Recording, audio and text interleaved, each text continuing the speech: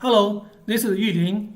We would like to investigate whether it is necessary to perform online IMU intrinsic calibration. These days, visual-inertial navigation system has been widely used in 6D pose tracking for mobile robots.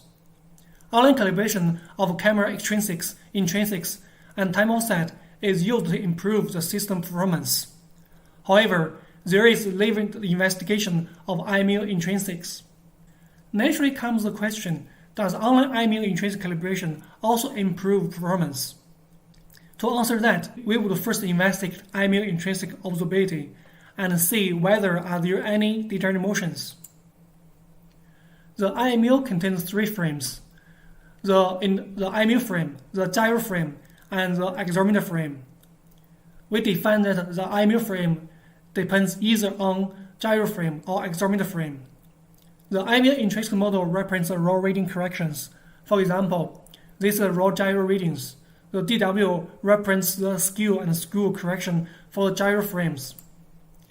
By choosing which parameters for calibration, we can define four IMU model variants. Each contains 15 degrees of freedom. We use IMU2 for example. It contains DW6, DWA6, and rotation from A to I. The D matrix contains two parts. The diagonal represents the skew correction. The up triangular represents the skew correction. The system state contains IMU intrinsics and features. The system ODE is based on the IMU evolution model. The system measurements is based on visual feature UV pixel coordinates.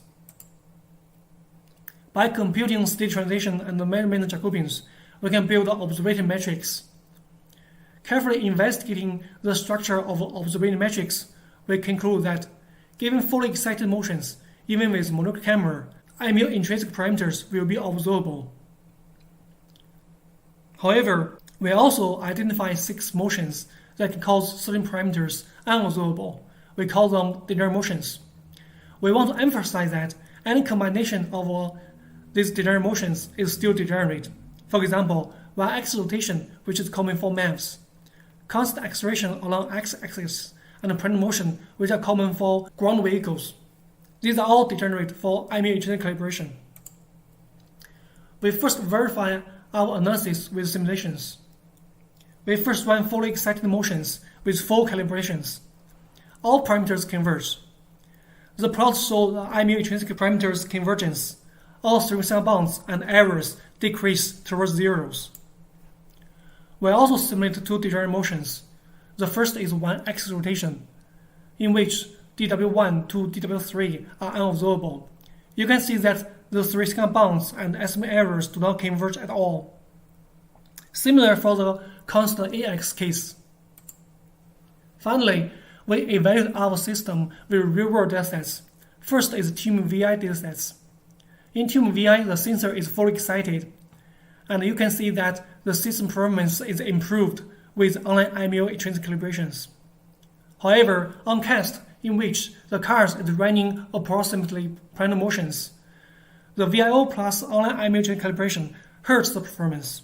Finally, we come back to the question we posed before. Is it necessary to perform online IMU intrinsic calibration?